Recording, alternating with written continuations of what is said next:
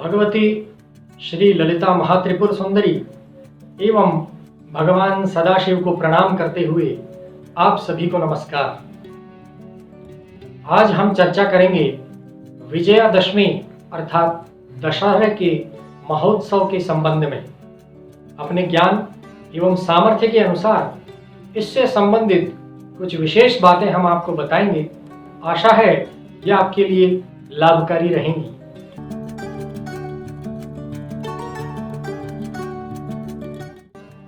आश्विन मास के शुक्ल पक्ष की दशमी तिथि को अर्थात 25 अक्टूबर 25 अक्टूबर 2020 को विजयादशमी का दशहरे का ये महोत्सव मनाया जाएगा।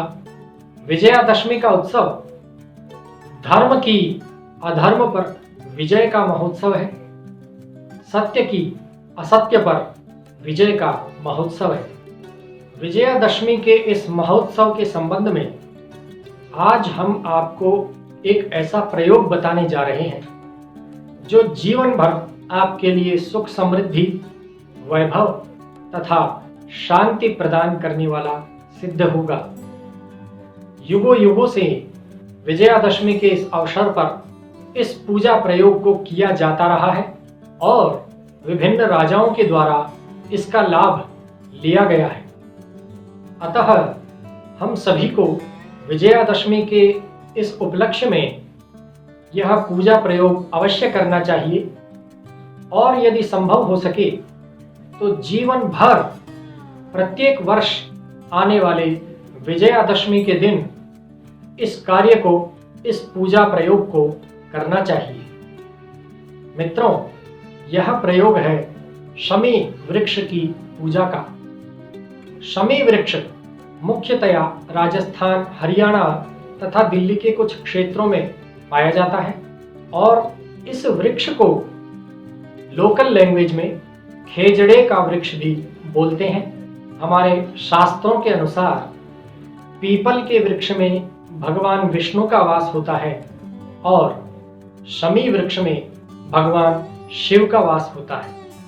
जीवन में सुख समृद्धि की प्राप्ति तथा सभी प्रकार की बाधाओं को दूर करने के लिए शमी वृक्ष की पूजा की जाती है। साथ ही साथ ज्योतिष शास्त्र के अनुसार शनि ग्रह की शांति के लिए भी शमी वृक्ष की पूजा की जाती है और उसकी जड़ों में तेल अर्पण किया जाता है। हमारे वास्तुशास्त्र में भी इस शमी वृक्ष का बहुत बड़ा महत्व है। कभी कभी जब खेतों में, फार्म हाउसेस में या और बड़ी जगह पर कोई कुआं खोदना होता है या बोरिंग करना होता है तो उससे पहले भूमि के अंदर की ओर पानी है या नहीं, इस बात का पता लगाने के लिए हम लोग शमी के वृक्ष की सहायता लेते हैं और वर्षा ऋतु में आने वाली बारिश की भविष्यवाणी के लिए भी शमी वृक्ष की सहायता हम लोग लेते आए हैं। इसमें यह बहुत कारगर सिद्ध होता है। जीवन में सुख समृद्धि की प्राप्ति, सभी प्रकार की बाधाओं को दूर करने के लिए और सभी प्रकार के शत्रुओं का शमन करने के लिए शमी वृक्ष बहुत महत्वपूर्ण है। इसकी पूजा करने से हमें ये सभी प्रकार के लाभ मिलते हैं। वास्तुशास्त्र के अनुसार शमी वृक्ष अथवा जिन घरों में वृक्ष लगाने की पर्याप्त जगह नहीं है वहां पर शमी का पौधा एक निश्चित स्थान पर होना चाहिए। वास्तुशास्त्र के अनुसार शमी के वृक्ष या पौधे का निश्चित स्थान ईशान कोण है, नॉर्थ ईस्ट कॉर्नर है। यदि ईशान कोण में, नॉर्थ ईस्ट में इसे लगाने के लिए पर्याप्त जगह नहीं है तो आप नॉर्थ ईस्ट से लेकर साउथ ईस्ट के बीच पूरे ईस्ट डायरेक्शन में, पूरी पूर्व दिशा में इसको कहीं भी लगा सकते हैं। इसका गमला कहीं भी स्थापित कर सकते हैं। यदि पूर्व दिशा में भी पर्याप्त स्थान नहीं है तो इसे पश्चिम दिशा में स्थापित करें। लेकिन जब भी विजयादशमी को आपको इसकी पूजा करनी हो तो आप इसके गमले को पूर्व दिशा में लेकर के आए, वहां रखें, पूजा करें और फिर से पश्चिम दिशा में स्थापित कर दें। विजयादशमी को समस्त प्रकार के विघ्नों को दूर करने के लिए, समस्त प्रकार के रोगों, शत्रुओं एवं बाधाओं को दूर करने के लिए एवं सुख समृद्धि प्राप्त करने के लिए आपको इसकी पूजा करनी चाहिए। सुबह सुबह आप नहा धोकर, पवित्र जल से स्नान कर, पवित्र जल से हाथ धोकर शमी पौधे के सामने बैठें। यदि आप खुले स्थान में हैं, बड़ा वृक्ष है, शमी का बड़ा वृक्ष है, तो उसके सामने बैठें।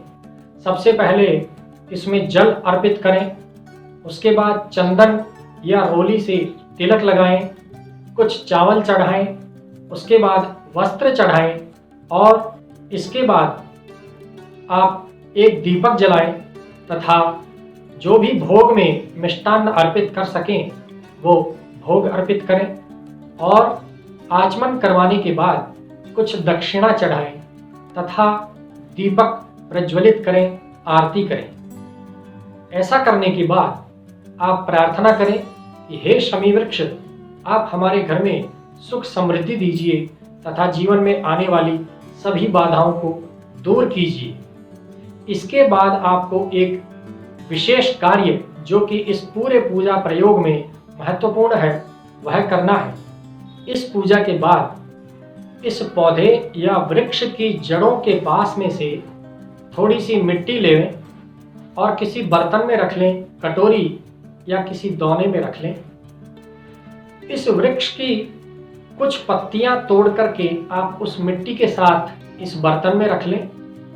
इस बर्तन में कुछ दक्षिणा रख लें, जो भी आपकी श्रद्धा हो उसके अनुसार इसमें कुछ रुपए रख लें और इन सभी सामग्री को लेकर उस बर्तन सहित आपके गल्ले में या तिजोरी में जहां भी धन रखने का स्थान है वहां ले जाकर के रखें और हाथ जोड़कर माता लक्ष्मी से, भगवान विष्णु से प्रार्थना करें कि हमारे घर में सुख शांति रहे तथा सदैव लक्ष्मी की, ऐश्वर्य की वृद्धि होती रहे।